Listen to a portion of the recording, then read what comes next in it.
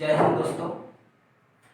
आज हम देखते हैं कृत्रिम विधि के तीसरा प्रकार जो पौबंद लगाना, कलम लगाना या रोपण विधि। ये मतलब एक ही विधि का तीन नाम है, पौबंद, कलम और रोपण।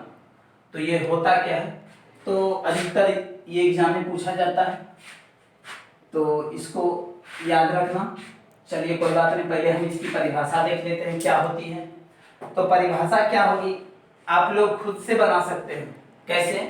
तो अब देखिए, जब किसी पौधे के टहनी को काटकर किसी दूसरे पौधे के शरीर या उसके टहनी को छेद करके और उस कटे हुए पौधे के टहनी को लेकर के उन दोनों को स्पर्श करके यानी सटा करके बांध दिए जाते हैं किसी प्लास्टिक या पात्र के द्वारा, जिसमें ऑक्सीजन का आदान प्रदान उसके अंदर ना हो और वह खराब नहीं हो।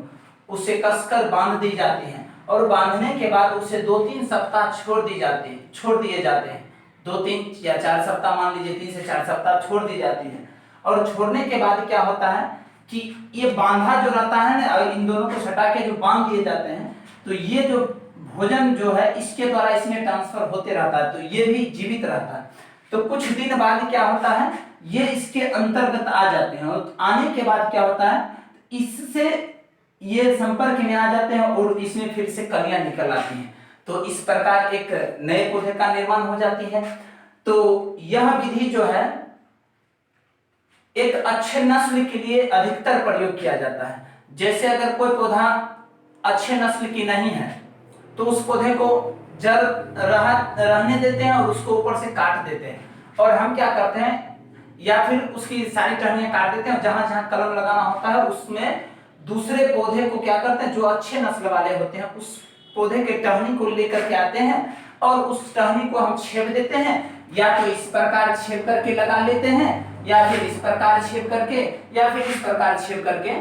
इस प्रकार के विधि द्वारा हम ये, अगर अच्छे नस्ल वाले पौधे नहीं है तो इसे जड़ से काटना नहीं है, ये अच्छे वाले नस्ल को पौधे मतलब इसको संपर्क में डाल देते हैं और कुछ दिन तक छोड़ देते हैं, जिससे यह एक नए पौधे का रूप ले लेता है। तो इससे हम कह सकते हैं कलम के द्वारा, कलम विधि जो होती है या रोपण विधि जिसको बोलते हैं, इस विधि के द्वारा हम एक खराब नस्ल से एक अच्छे नस्ल की पौधा तैयार कर सकते हैं। अगर हमको एग्जाम में पूछे कि वैसी कौन सी विधि है जिसके द्वारा खराब नस्ल से भी अच्छे नस्ल की पौधा तैयार किया जा सकता है, तो रोपण विधि के द्वारा हम अच्छे नस्ल की मतलब पौधा प्राप्त कर सकते हैं। तो ये था कौन सी विधि, पौबंद लगाना या कलम लगाना या रोपण विधि, ये सब इसी के अंतर्गत आते हैं। तो आप लोगों को यह समझ में आ गया होगा।